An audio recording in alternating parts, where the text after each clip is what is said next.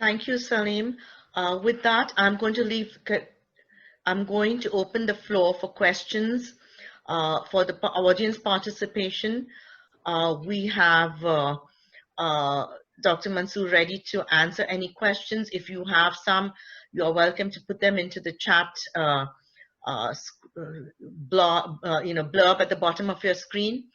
And we encourage you to ask, clarify, because he's here for that. And it is good to get any kind of doubts or any questions, like as in where we are going, what the focus is, what's happening now from him, because he would be able to help you out with a good understanding of what we are doing here. So with that, I'm opening the forum to all the participants. Ram? I am going to ask the first question of Dr. Mansur.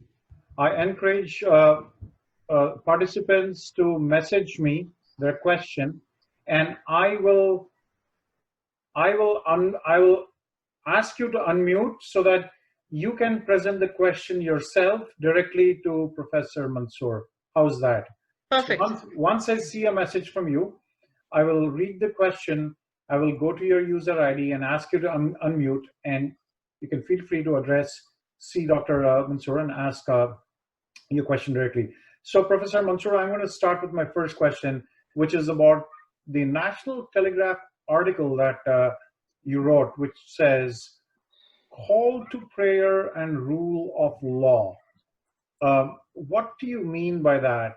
And can you take a couple of minutes to elaborate the relationship between what is said in the law and call to prayer on the loudspeaker? Okay, so I assume I'm on mute, or do I have to be unmuted? So we can hear you clear. Okay. When the word went around about this allowance being made by various city and municipality authorities in Ontario. I am in London, Ontario, where my university is, and I've been a resident of London, Ontario for about 35 years. I've been a Canadian for almost half a century, you know. So just to clarify that. And I must also point out something else. The thought struck me is part of the our conversation or my response to Ram, that I'm so glad, I'm so happy and so proud that all of you have basically expressed yourself as Canadian, not hyphenated Canadian. In my own writings and in my own public engagement, both in the university and in public life, I see myself as Canadian. The moment I took my oath of citizenship and put my hand on the Bible. Bible is my holy book also. Many, many years ago, that was in the mid-1970s. I never looked back and saw myself as a hyphenated Canadian. My children were born here. I was married here. My mother is buried in Canada. And so I am a Canadian. And I'm so proud that each one of you have expressed yourself as a Canadian. It doesn't matter where we come from. It doesn't matter what is our origin. It doesn't matter what is our personal belief. We are Canadian from coast to coast to coast. So having said that, when the word went out about this special allowance being made for the call to prayer, which in Arabic is called azan, in public, and by going in public through a loudspeaker, in these circumstances when we are all in a lockdown, I sat down and wrote that piece which you have referred to, Ram. So call to prayer is simply the event or the action or the allowance that city councils here in London, and of course where you are in Mississauga, in Peel region, and in the Greater Toronto area. And I believe now right across Canada, but we are focused here right now about in Ontario. I wrote that piece, and the rule of law is, you know, as I explained it, rule of law is what we as citizens, as people, as taxpayers, as ratepayers, we come together as free people, as sovereign people in a sovereign country,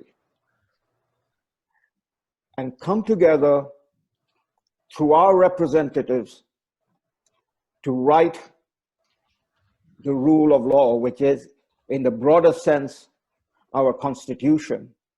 And then, you know, locally, the three levels of government, locally, at the city level, at the provincial level, and at the federal level, all the various statutes and bylaws by which we as a people function in a liberal democracy such as ours. When an authority makes a decision or passes some sort of a bylaw or amend some bylaw or some statute without the input of the people, without inviting the input of the people, without having a broad discussion, then somewhere in this system and in this mechanism by which we are a self-governing people, we are a democracy, there is a breakdown. There is a beginning of a rupture in the thread, in the fabric, which is the rule of law, that binds us together as a people equal, to be treated equally and to be treated with fairness and justice. So that was my piece that I wrote, that call to prayer and the rule of law. Something had gone wrong. And when the authorities do that and the people submit to it without questioning the authority, without challenging the authority, then it is the beginning of the slippery slope when we as a free people begin to lose our rights. And that is what I was pointing out to. The merit or the demerit, the good or the bad of the decision called to prayer can only be assessed in a free society like ours by the people. And in this instance, I believe it is up to, again, the participants over here and others. I believe that the city authorities did not engage in a wide discussion. They made a decision in which the optics of the decision is that one community, one group of people, one set of taxpayers were given a privilege and preferential treatment over the rest of the people. And in that sense, fairness to all of us was denied. And there is, in some ways, an injury done to each one of us and to the rule of law.